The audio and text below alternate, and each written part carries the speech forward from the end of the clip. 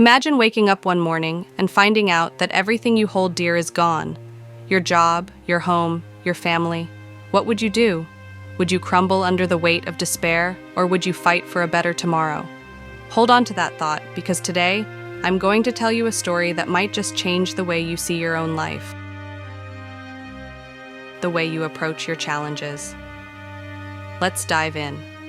Our story begins with a man named James. James was an ordinary guy, much like many of us.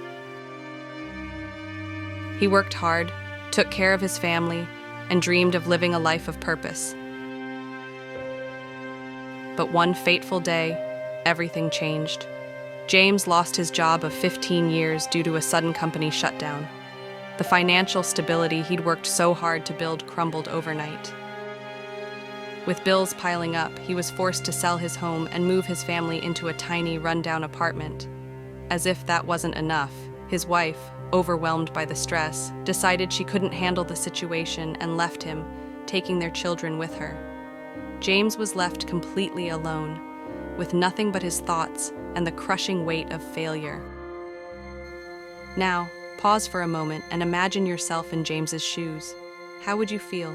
Would you blame the world? Would you give up? Or would you search for a way out of the darkness? Let's see what James did.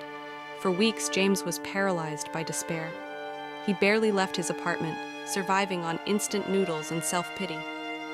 One rainy night, as he stared out of his window, he caught a glimpse of a homeless man sitting on the corner. The man had a small cardboard sign that read, "Grateful for today." Something about those words pierced James's heart. How could someone who had so little still find something to be grateful for? That night, James made a decision. He would stop focusing on what he had lost and start focusing on what he could build. But let's be honest, turning your life around isn't a simple decision. It's a battle. And James's journey was no exception. Have you ever been so overwhelmed by your problems that you felt completely powerless? What if I told you that your biggest breakthroughs often come right after your greatest struggles? Keep that in mind as we move forward. James began his transformation by doing something that might surprise you. Instead of searching for another job right away, he volunteered at a local shelter. He said it was to get out of his head, but what he didn't realize was that this act of giving would change his life. One day at the shelter, he met an elderly man named Carl. Carl had lived through war, poverty, and loss, yet he radiated a quiet strength and optimism.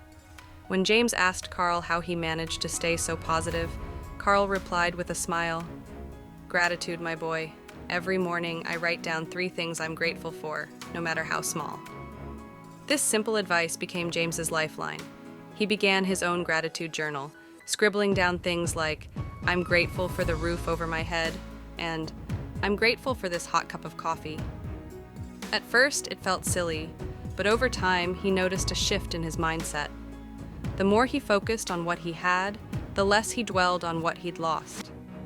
But just when James thought he was turning a corner, life threw him another curveball. What happened next will shock you and reveal the true power of resilience. Stay with me. One evening, as James was leaving the shelter, he witnessed a car accident. Without hesitation, he rushed to help the driver, who was trapped inside. He managed to pull the man out moments before the car went up in flames. The driver turned out to be a local businessman, Mr. Reynolds, who owned a chain of successful companies. Grateful for James's bravery, Mr. Reynolds offered him a job at one of his offices. But James didn't just take the job. He poured his heart and soul into it, applying the lessons he'd learned about gratitude, resilience, and service. Within 2 years, he climbed the ranks and became a senior manager, earning more than he ever had before.